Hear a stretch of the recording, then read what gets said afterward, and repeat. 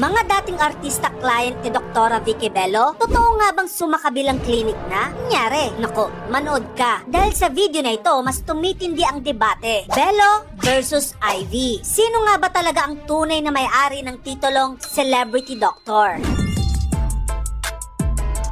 Sa mundo ng celebrity endorsements, sabi nila, wala daw tatalo sa Bello Medical Group. Pero totoo pa rin ba yan hanggang ngayon? Kilalang kilala si Dr. Vicky Bello sa kanyang malawak na listahan ng mga endorsers. Kabilang ang mga suki niyang sina Marian Rivera, Yola Pascual, at Ann Curtis. Lahat A-lister celebrities. Hindi lang yan, kasama pa ang mga newest endorsers like Solen Yesaf, Jess Wilson, and Ray Germar. Madalas mo rin makikita mga big-time celebrities sa kanyang mga Fashion Week events or kahit anong event pa man yan ng Bello, puno na agad ng artista. Pero wait, nagkaroon ng plot twist. Kasi may bagong umusbong na doktora who gives Dr. Vicky Bello a run for her money. Yan, si Dr. Ivy Teo. Nagsimula ang lahat yan nung unti-unti nagsilipatan ng maraming big-time celebrities kay Doc Ivy. Example, Heart Evangelista at Gretchen Barreto na pumirma as the biggest new ambassadors of Ivy Clinic. And now, bigla ang nagbago ang laro. Ngayon, ang Ivy Clinic ay nadagdagan ng listahan ng mga biggest celebrities like Catherine Bernardo, Judy Ann Santos, Nadine Lustre, Angel Locsin, at Maha Salvador. Plus mga big names na sina Catriona Gray, Coco Martin, at Bea Alonso. And pansin mo ba? Halos lahat ng nabanggit nating celebrity like Bea, Nadine, at Catriona, lahat yan dating kliyente ni Dr. Vicky Bello. Lahat sila lumipat kay Doc Ivy. Pero now, they explored something new kaya naman alagang Ivy na sila. For this category, masasabi nating 10 years ago, walang makakatalo kay Dr. Vicky Bello. Pero sa ngayon, pagdating sa celebrity endorsers, mas marami at mas mabibigat na pangalan na ang hawak ni Dr. Ivy. So for this one, panalo ang Ivy Clinic.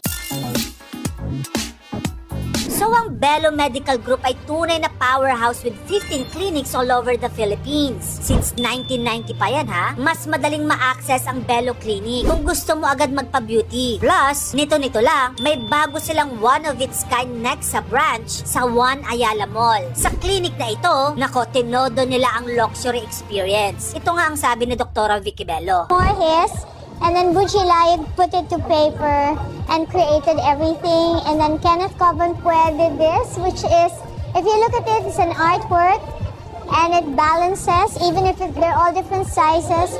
And he calls it the Belloverse. Yes, welcome to the Belloverse.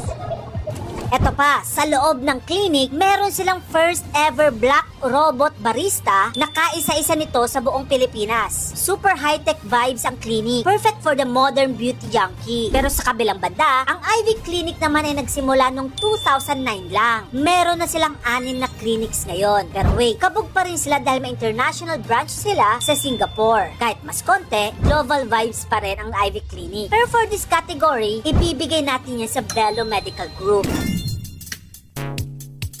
Ngayon, pag-usapan natin ang kinikita nila kada taon. Sino ang mas lamang? Ang Bello Medical Group ay may estimated na annual income na nasa 2.1 billion pesos. Yes, we're talking about billions. Pero ang income na nag-generate na ito, hindi lang galing sa Bello Medical Group, kundi galing din sa Bello Essentials, kung saan nagbebenta sila ng mga skincare products na talaga namang ginagamit ng napakaraming tao. How about Ivy Clinic? Ang Ivy Clinic naman ay may impressive na 720 million pesos na estimated annual income. So for this category, ang panalo, Bello Medical Group.